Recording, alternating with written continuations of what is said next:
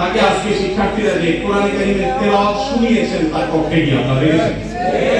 ঢাকা বিশ্ববিদ্যালয়ের একজন শিক্ষক তিনি রমজান মাসে বিশ্ববিদ্যালয়ের শিক্ষার্থীদেরকে বিশ্ববিদ্যালয় আঙ্গিনায় যে বিশ্ববিদ্যালয় জায়গা দান করেছে একজন মুসলমান নবাব, যে বিশ্ববিদ্যালয় চলে বেশিরভাগ মুসলমানদের করের টাকায়, সেই বিশ্ববিদ্যালয় মুসলমানদের জায়গায় মুসলমানদের টাকা, বেশিরভাগ মুসলমানদের টাকা যেখানে, সেখানে সেই প্রতিষ্ঠানে কোরআন কারীম তেলাওয়াত করা হয়েছে, তার জন্য সহজ যে জারি করেছেন তাকে আজকে শিক্ষার্থীরা যে কোরআন কারীমের তেলাওয়াত শুনিয়েছেন তার পক্ষে গিয়ে আপনারা দেখেছেন।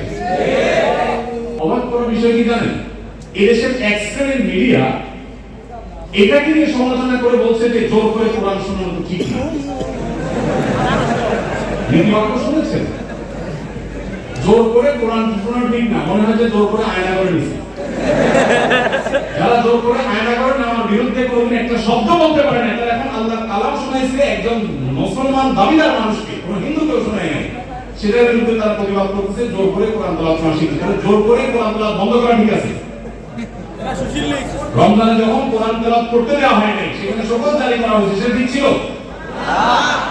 তাহলে তুমি নিজের বেলায় কোন অধিকার করে সোচ্চার, ওদের বেলায় একেবারে সোচ্চার না। দেখুন, আমাদেরকে মানবাধিকারের কথা বলা হয়, আমরাও মানবাধিকারের কথা বলি, কিন্তু আমরা মানবাধিকার বলতে মিন করি একটা, ওরা মানবাধিকার বলতে মিন করে সমকামিতা, সমকামীদের অধিকার। আমরা বৈষম্য বিরোধী বলতে চাই সমাজে হিন্দুদের প্রতি কোনো বৈষম্য হবে না, খ্রিস্টানদের প্রতি কোনো বৈষম্য হবে না, নারীদের প্রতি কোনো বৈষম্য হবে না, কারোর প্রতি কোনো বৈষম্য হবে না, হুজুর শ্রেণীর বৈষম্য হবে না। দাঁড়িয়ে আছে তাহলে সে চাকরির জন্য অনুপযুক্ত বিবেচনা করা হবে, দায়ের কারণে বৈষম্য হবে না। টুপি আছে, হিজাব আছে, সেজন্য সে ভার্সিটিতে চান্স পাবে না বা তার প্রতি বৈষম্যমূলক আচরণ করা হবে, এগুলো থাকবে না।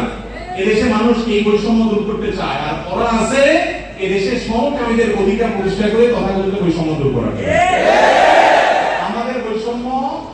আমাদের বৈষম্য বিরোধী চেতনা আর তাদের বৈষম্য বিরোধী চেতনা এক না।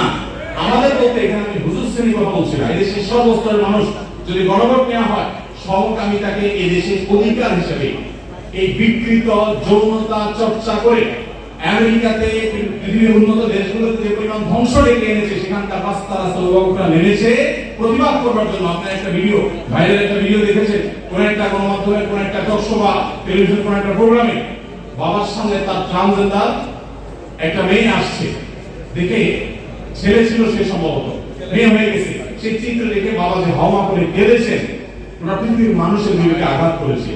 এই বিকৃত যৌনাচারের যারা প্রবর্তক, যারা ধ্বজাধারী, এরা ওই বিকৃত জিনিসটাকে আমাদের দেশে প্রবেশ করার অপচেষ্টায় লিপ্ত আছে।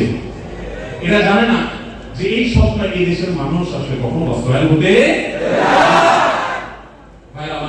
অতএব আমরা যারা দাওয়াতি কাজ করবো, সময়ের এই চাহিদাগুলো বোঝার চেষ্টা আমাদেরকে করতে হবে।